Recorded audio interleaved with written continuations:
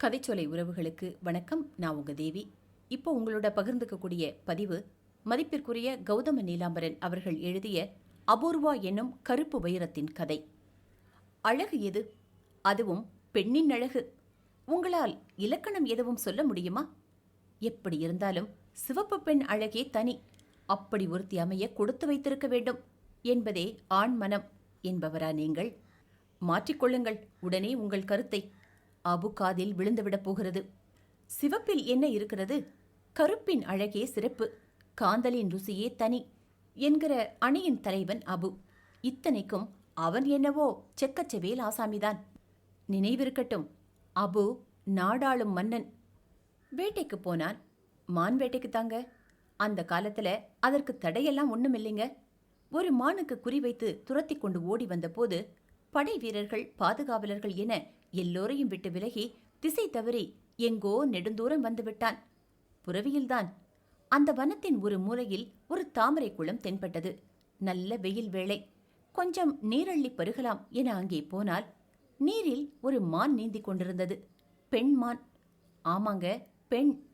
கட்டழகு பொட்டழகில் பிறர் கண்படுமே என்னும் கவலை சிறிதுமின்றி நீந்தினாள், மூழ்கி எழுந்தாள். 4-5 தாமரை பூக்களை கொய்து வந்து கரையோரம் வைத்திருந்த கூடையில் மோர்பானையோரம் செருகிவிட்டு மீண்டும் ஈர ஆடை ஒட்டி வெளிச்சம் போட்டு காட்டும் பின்புற திரட்சிகள் அசைந்து நடனமாட நீரை குடைந்தபடி கால்களை மாற்றி மாற்றி தூக்கி வைத்து நடந்து சென்று இடுப்பளவு நீரில் முங்கி முங்கி எழுந்தாள். திரும்பி வரும்போதும் 2 முறை அவள் முங்கி எழுந்தபோது நெகிழ்ந்து நழுவிய ஈர உள்ளாடையை அப்படியே இடக்கரத்தால் அழுத்தியபடி குனிந்தும் நிமிர்ந்தும் வலக்கரத்தால் நீரை அளந்தவாறு வந்தாள். இப்போது அவள் தாமரை மலர்கள் கொய்து வரவில்லை. செந்தாமரை, வெண்தாமரை போல கருப்பு தாமரை மலர்கள் உண்டா என்ன? அவள் இடக்கரத்தில் அப்படி ஒரு கருப்பு தாமரை பூக்களை ஏந்தி வருவது போல் தோன்றுகிறதே. ஆள் நடமாட்டமற்ற குளக்கரையில் அக்காட்டு நிலா காட்டின அழகு கண்காட்சியை செடிகள் மறைவில் மூச்சை இழுத்து பிடித்தபடி ஒதுங்கி நின்று இன்னும் கொஞ்சம், இன்னும் கொஞ்சம் என உள்மன உச்சரிப்புடன் ஏராளம் ரசித்தான் அபு. அவள் குனிந்தும் நிமிர்ந்தும் தன் நீள முடியை உதறுவாள், ஈர உடை பிழிவாள். பின் கரைமேட்டில் விரித்து காயப்போட்ட சேலையை எடுத்து கட்டிக்கொண்டு முன் உடுத்த ஈரத்துண்டை நீரில் அலசி பிழிந்து வந்து சும்மாடு கோலி தலையில் வைத்து அதன் மீது மோர்பானை, தயிர் கலயம் இருந்த கூடையை எடுத்து வைத்து கொண்டு புறப்பட்டாள். அப்போது பார்த்தா அபுவின் குதிரை கனைத்து வைக்க வேண்டும். அது, அங்கே என்ன ராஜா பார்க்கிறாய்? உன் அந்தப்புறத்தில் இல்லாத அப்படி எந்த பேரழகி இங்கே குளிக்கப் போகிறாள் என்பது போல் தலையை சற்று முன்னால் நீட்டும் போதே இப்படி ஒரு விபரீதம் நிகழும் என அவன் எதிர்பார்த்தான். அவ்வாறே அது கனைக்க அவன் அதை இழுத்து பிடிக்க முயல இக்களைபரத்தில் அவள் ஆளரவம் உணர்ந்து ஓட்டமும் நடையுமாய் விரையத் துவங்கிவிட்டாள். அதுவரை அவளுடைய அழகின் திருநடனம் போன்ற ஒவ்வொரு அங்க அசைவையும் கண்டு அபூர்வம், அபூர்வம் என உள்ளுக்குள் உச்சரித்தவன் இப்போது அதையே அவள் பெயராக்கி, அபூர்வா, ஓடாதே, நில், உன்னோடு நான் பேச வேண்டும் என்றவாறே புறவியை இழுத்து கொண்டு ஓடினான். அவள் நிற்கவே இல்லை. அவனும் விடாது பின்தொடர்ந்தான். அந்த காட்டின் முகப்பில் இருந்தது ஒரு சிற்றூர். அங்கு வாழும் இடையர்குடி பெண்தான் அபூர்வா. ஆம், அபு அதையே அவளுடைய நிஜ பெயராக்கிவிட்டான். தினமும் 2 சிற்றூர்களுக்கு போய் தயிரும் மோரும் விற்று வரும் அவளுடைய சம்பாத்தியத்தில்தான் அவளுடைய பெற்றோரும் தம்பியும் கஞ்சி குடித்து காலம் தள்ளும் நிலை. ஏழ்மை வறுமை எப்படி இருந்த போதும் அபூர்வா எழில் பெட்டகமாக திகழ்வது இறைவன் கொடுத்த வரம். அபு உசேன் அரசகுமாரன் என்பது தெரிந்ததும் அபூர்வாவின் பெற்றோர் வாயடைத்து நின்றனர். ஊரார் எதிர்ப்பின்றி ஒதுங்கினர். அபூர்வாவும் காதளவு ஓடிய கையில் விழிகளில் காதல் தேக்கி அவனை நோக்கினாள். ஆனால், என்னை மனைவியாக ஏற்று மணமாலை சூட்டுவாரா என்று கேளுங்களப்பா. அந்தப்புற அடிமை பெண்ணாக்காமல் அரசி என்னும் அந்தஸ்து தர வேண்டும் என்று கூறுங்களப்பா என்றாள் உறுதியாக. அபூர்வா, நீதான் என் இளைய ராணி. இதில் மாற்றமில்லை. உன் தம்பி பெரியவனானதும் என் தளபதியாக்குவேன். உன் பெற்றோர் வாழ வீடு, விவசாயம் செய்ய நிலம், கறவை பசுகள் என எல்லா வசதிகளும் அளிப்பேன் என்றான். பெற்றோர் பெரியோர் சம்மதத்துடன் அபூர்வா முறைப்படி அபு உசேன் மனைவியானாள். அவள் அரண்மனைக்கு வந்த நேரம் அபு உசேன் கோல்கொண்டா சுல்தானாகவே ஆகிவிட்டான். அவனுடைய காதலும் பாசமும் அபூர்வாவிடமே அதிகரித்தது. ஆசை 60 நாள், மோகம் 30 நாள் என்னும் பொய் மொழியை புறம் தள்ளியது. ஏற்கனவே 2 பேகம்கள், ஏகப்பட்ட அடிமை பெண்கள் அபு உசேனுக்கு உண்டு. அரசியல் அவசியங்களுக்காக உறவினர்கள், அதிகாரிகள், அமைச்சர்கள் வீடுகளிலிருந்து அள்ளி வரப்பட்டு அந்தப்புற அதிகார போட்டிகளையே அன்றாட பொழுதுபோக்காக்கி கிடப்பவர்கள் அவர்கள். உண்டு உருண்டு கிடக்கும் அந்த திண்டு தலையணைகள் மீது காதல் கண்வீச்சு என்பதே அவனுக்கு எப்போதும் குமட்டலாக இருந்தது.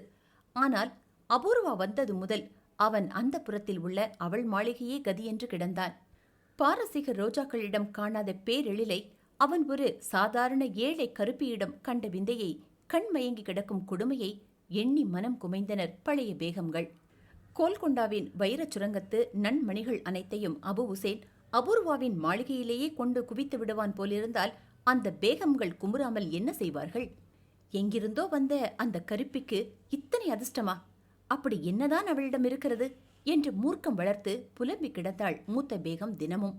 அபு உசேனிடம் அளவற்ற செல்வம் குவிந்து கிடக்கிறது என்னும் செய்தி ஏற்கனவே முகலாயர்களின் கண்களை உறுத்திக் கொண்டிருந்தது. கோல்கொண்டாவின் சுதந்திரத்தை எப்படியும் பறித்தே தீர்வதென அவுரங்கசீபு ஆவேசம் வளர்த்து கிடந்தான். இடையே மராட்டிய மலையெலி சிவாஜி மட்டும் குறுக்கீடு செய்யாமலிருந்தால் கோல்கொண்டாவையும் பீஜப்பூரையும் ஒரே நாளில் ஒழித்து கட்டிவிடலாம். தட்சிண பாரதத்தில் முகலாய பேரரசு காலை அழுத்தமாக ஊன்ற அது ஒன்றே வழி என எண்ணி திட்டங்கள் வகுத்துக் கொண்டிருந்தான் அவுரங்கசீப்.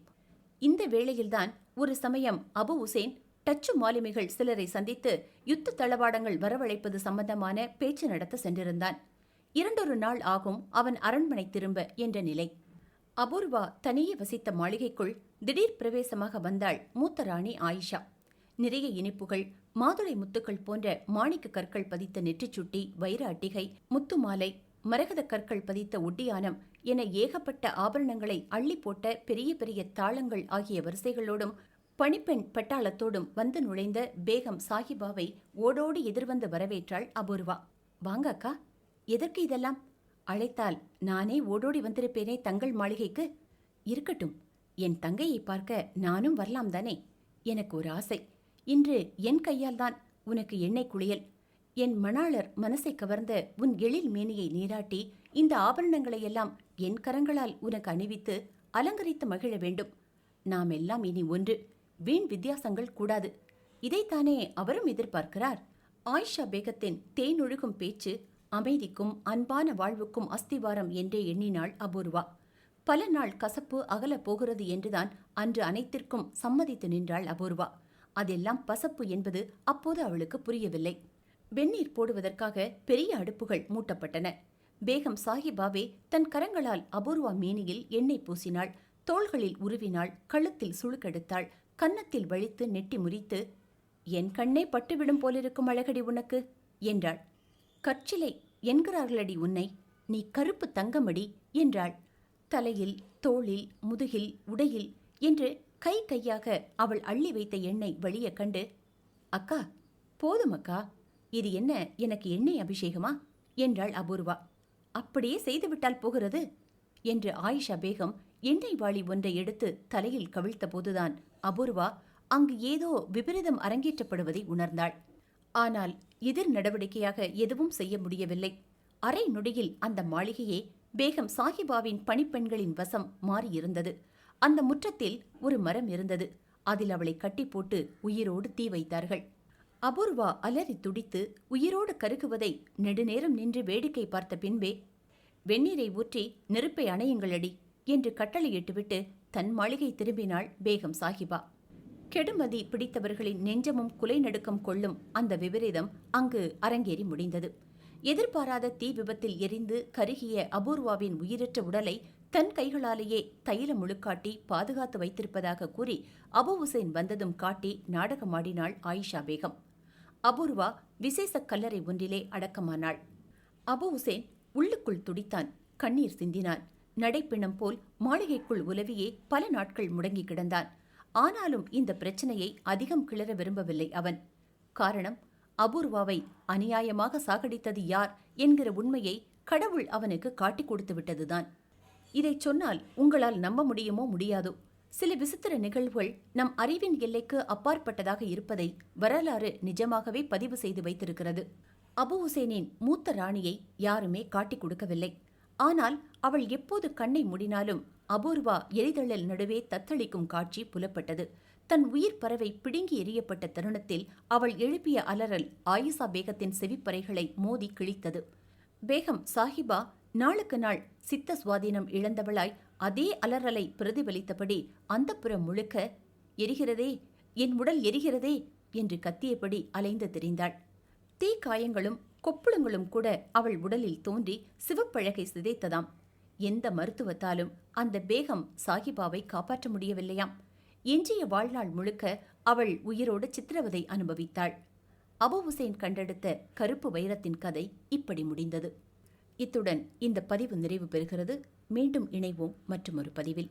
கதைச்சோலை சேனலை லைக் பண்ணுங்க, ஷேர் பண்ணுங்க, சப்ஸ்கிரைப் பண்ணுங்க. நன்றி.